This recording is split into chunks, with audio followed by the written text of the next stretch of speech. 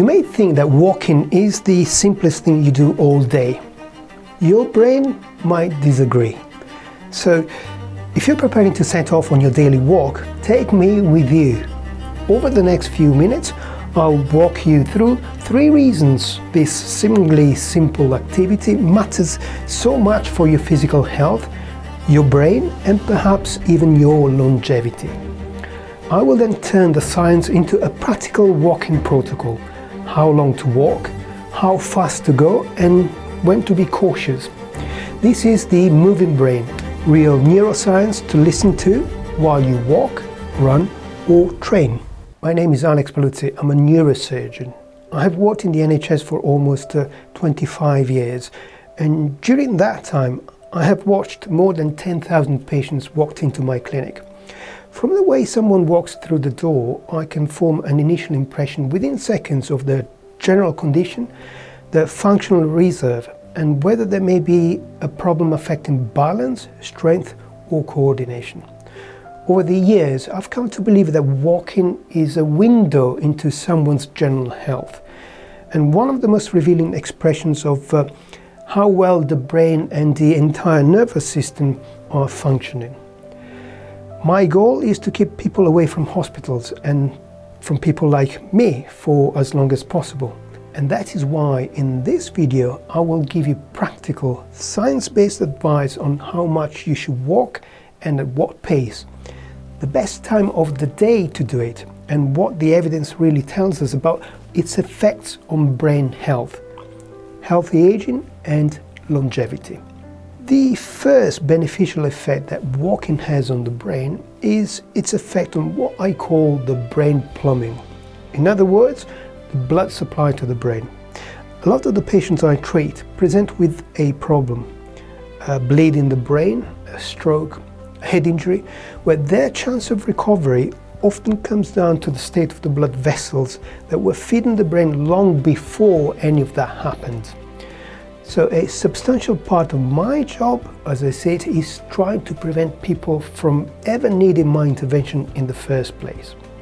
Now, the research is clear on how walking and aerobic exercise more broadly keeps our blood vessels healthy. Rhythmic aerobic movement improves what we call endothelial function, the responsiveness of the layer of cells lining every blood vessel in your body, including those very small perforating arteries that feed deep brain structures and are disproportionately responsible for the strokes seen in hospitals. Better endothelial function means less arterial stiffness, better resting blood pressure, the reading taken when you're sitting calmly, not mid-exertion, and the number that actually predicts your long-term risk. And also walking reduces systemic inflammation. Now, these are some of the biggest modifiable levers on stroke risk that exist. Now, none of what I just said is particularly exotic. It's the same mechanism that improves cardiovascular fitness generally. What's worth reflecting on is that your brain has essentially no capacity to repair itself after a large vascular injury, such as a stroke, in the way your liver or your skin can. So, of every organ in the body, it may be the one with the least room for error and the most to gain from keeping those blood vessels healthy for as long as possible. The second benefit of walking on brain function is to do with mood and memory. The evidence for mood is actually quite strong. A study in 2024, we're talking about a meta-analysis of randomized trials, so a very robust study, found that exercise was an effective treatment for depression, with walking or jogging among the useful modalities. Now, exercise should not be presented as a replacement for appropriate psychological or medical treatment, but it can be considered an important component of treatment for mood, for low mood. When you walk at a pace that starts raising your heart rate, so we're talking about not just a stroll, but something like a brisk walk, your body increases the circulating levels of BDNF, or brain-derived neurotrophic factor. Think of this factor not as a mood chemical, but more as a signaling protein that supports the survival of the brain cells, the neurons, the existing neurons, and encourages new connections between those neurons, particularly in a structure called the hippocampus, which is sort of in the deep part of the temporal lobe, and is central to memory formation, and one of the first regions affected in Alzheimer's disease. A handful of systematic reviews, these are high-level reviews that summarize the available scientific evidence to answer a specific research question. Now, this study confirmed the effect is real, but modest and conditional.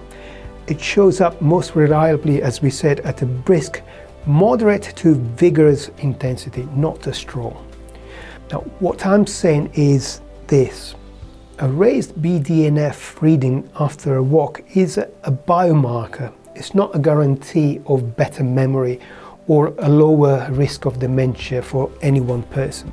Although there is no definitive evidence for a cause and effect link between walking and memory, the way I see it is that this is one of the very few interventions where the downside risk is close to zero and the upside touches nearly every system that matters in our health for a long and cognitively intact life. And that combination is rare enough in medicine that it's, I think, worth taking seriously even before the evidence is established. The third effect is that walking preserves independence. And there is an association between walking and longevity. In geriatric medicine, there is a statistic I find generally remarkable. There's a study in JAMA, the Journal of the American Medical Association, that found that every extra 400 meters per hour of walking speed, we're talking about a difference that anyone would barely notice watching someone crossing the room. But this small change in speed was associated with a 12% lower risk of death over the following years. A walking speed below 2.2 kilometers per hour. So if you're walking, let's say you do a walk for an hour and you cover 2.2 kilometers over that time, now that speed is associated with a much higher mortality risk. If that speed is above 3.6 kilometers per hour, so if during the same time you cover a distance of 3.6 kilometers, that's associated with an above average life expectancy for age and sex. So speed, walking speed, is one of those parameters that has been proposed, half jokingly, as medicine's next vital sign, similar to pulse, the heart rate, blood pressure and temperature. Now I want to pause and reflect on why this association might be true, because the honest answer is that we don't know, and it comes down to the usual observation that there is an association rather than causation. Walking speed is what's called an integrated marker. What it means is that it incorporates or it reflects a number of other parameters, such as your cardiovascular reserve, your muscle mass, the integrity of your joints, and your sense of balance. So what I'm trying to say is not as much that slow walking causes earlier death, and more that a slowing walk is often the visible tip of a number of systems that are starting to fail under the hood. Here is my practical advice on a walking protocol that is based on scientific evidence. Start by finding your baseline. You might not know, but most phones already log this passively. You can check your average over the last week before you change anything. If you find that you're under roughly 3,000 steps a day, the only target for the first 2 weeks is one additional 10 to 15 minute walk daily, which is pretty much the duration of this talk. The evidence on behavior change consistently favors small, boring, repeatable actions over ambitious ones that collapse in few weeks. From there, build towards roughly 7,000 to 8,000 steps a day. And that's not an arbitrary number.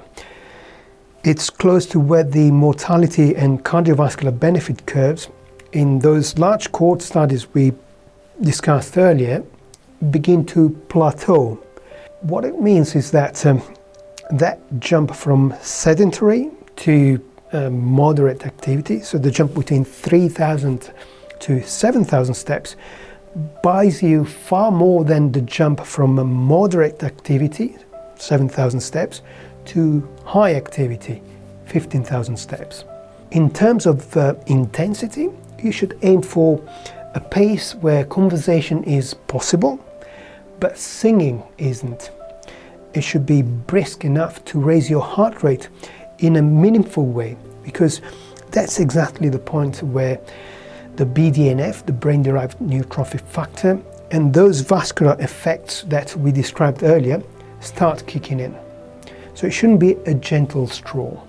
And one last variable worth mentioning, and that's timing. I get asked which is the optimal time of the day for walking. For most healthy people, it doesn't really matter that much. The strongest predictor of benefit is still total time spent moving, not which hour of the day you do it. The way I think about it is that a walk that you will actually keep doing every day will do more for you than the one timed perfectly but done once in a while. That said, if you're managing high blood pressure or type 2 diabetes specifically, there's a plausible mechanism worth knowing about. Shortly after waking, your body produces a natural surge in cortisol and circulating stress hormones, a normal part of your circadian rhythm that already nudges blood pressure and blood sugar upward. In some people, exercising directly into that surge seems to compound it, whereas walking later in the day, into the afternoon or early evening, tends to work with that rhythm, alongside that rhythm rather than against it. The studies that have looked at this directly consistently find better blood pressure and blood sugar control from afternoon or evening walking rather than first thing in the morning walking. And that applies to those specific groups we mentioned, so diabetes type 2 diabetes, and hypertension, high blood pressure. If you're otherwise healthy, none of that should put you off a morning walk.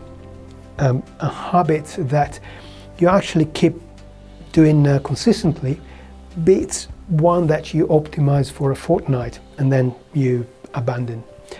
And whichever time you choose, we know that walking after a meal still has a separate benefit for blood sugar. But the one thing I would actively flag is walking very late in the evening, particularly if you notice that it starts disrupting your sleep. And that's given everything that I've already told you about what sleep does for a brain trying to consolidate the day. And that's not a trade worth making. If you're managing a specific condition, such as arthritis of the knee, if you've got significant arthritis of your hip, or you've got narrowing of your spinal canal, spinal stenosis, or cardiac disease, that generic target is not for you. That's a conversation that you should have with a healthcare professional who manages that condition. Let me tell you how I actually build this activity, walking, into my own personal life. Outside work, I'm a runner, so I tend to alternate the two. One day I do a run, 5-10 kilometers, and the day after, to recover from the run, I do an easy long walk. I tend to walk to work because I'm a busy professional, I don't have that much time. So I do a 4K walk every morning and back in the evening. as often as I can. I'm lucky enough that the route to the hospital follows a canal, which is well away from the rush hour traffic, and this makes the walking generally pleasant rather than a grind. That commute covers about 4 kilometers, which I do at a relaxing pace, usually with a podcast for company. Where I can, I'd rather walk with friends or family than alone. And at weekends, the commute to work gets swapped for a walk with a dog instead. Some of my best thinking and my relaxation, unwinding, happens during these walks. Though I have to admit, in England, the weather doesn't always cooperate. If you enjoyed this talk, please subscribe for more evidence-based videos like this that you can listen to during your next walk, run or training session.